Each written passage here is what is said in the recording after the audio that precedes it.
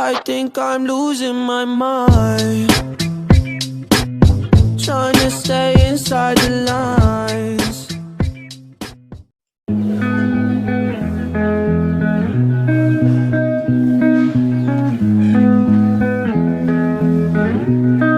Olá, meninos e meninas. Hoje, estranhamente, nós vamos falar sobre o silêncio, certo, pessoal?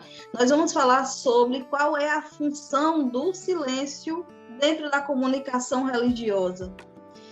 Silêncio, como a gente sabe, ele fala e fala muito.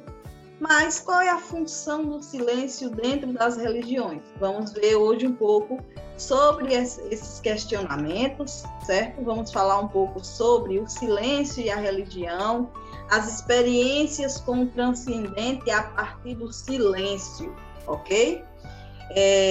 Meu nome é Tatiana e eu sou a professora de ensino religioso. Vamos para o nosso encontro de hoje. Então, o silêncio, em cada religião, ele tem uma função. Hoje vamos iniciar falando aqui sobre o silêncio no catolicismo, certo?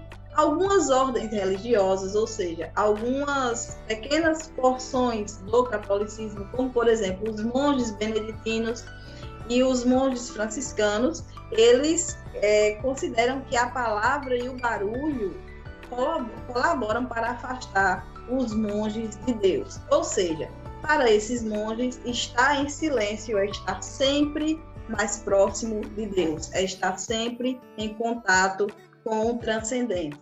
E é por esse motivo que esses monges fazem voto de silêncio, ou seja, eles quase nunca falam. Um mosteiro beneditino é um lugar de silêncio praticamente absoluto.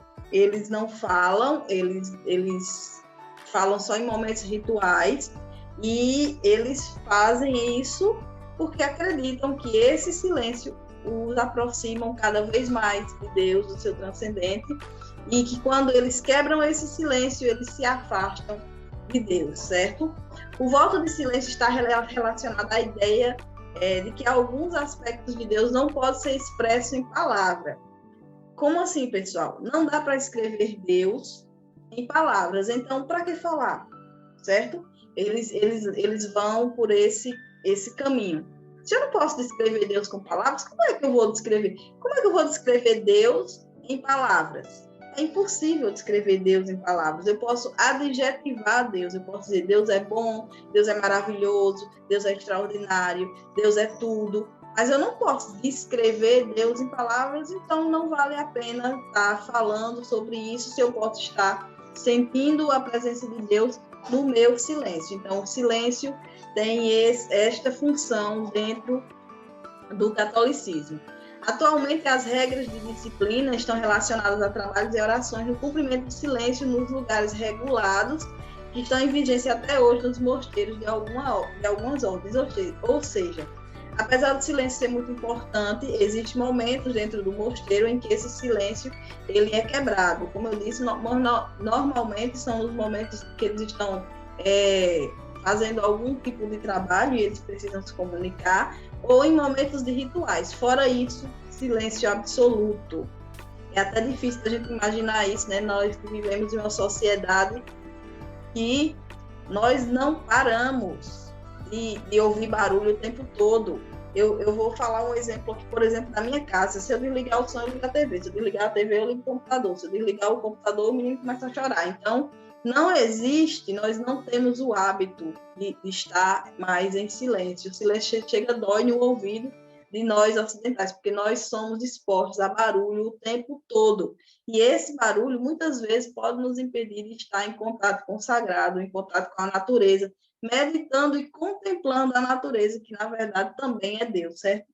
Na tradição hindu, para os hinduístas, o silêncio é conhecido como Mauma, certo? De acordo com o Mahabharata,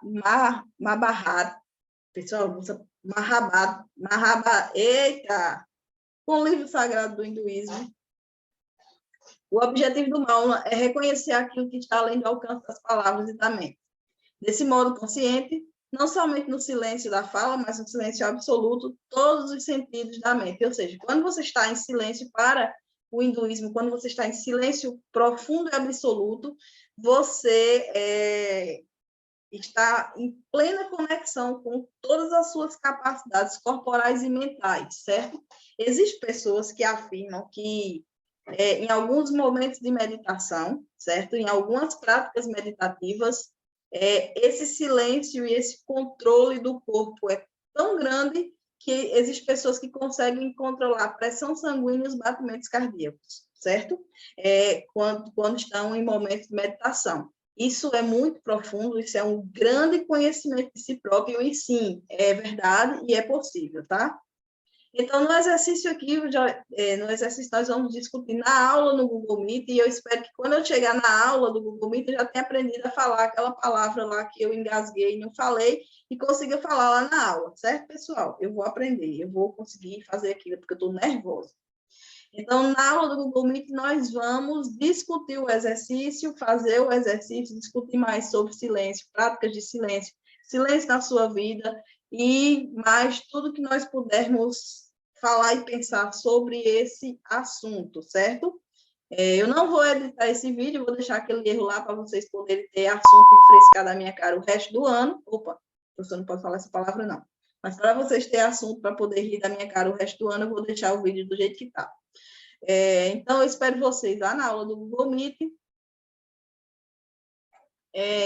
Cliquem aí em algum lugar aí embaixo, eu vou deixar o link para vocês poderem acessar a nossa aula e a gente começar a conversar um pouco mais sobre essas questões de silêncio, barulho, oração transcendente e essas coisas todas que nos envolvem o tempo inteiro, certo, pessoal? Então, aguardo vocês lá, não vou me estender mais porque o vídeo está ficando muito grande. Tchau!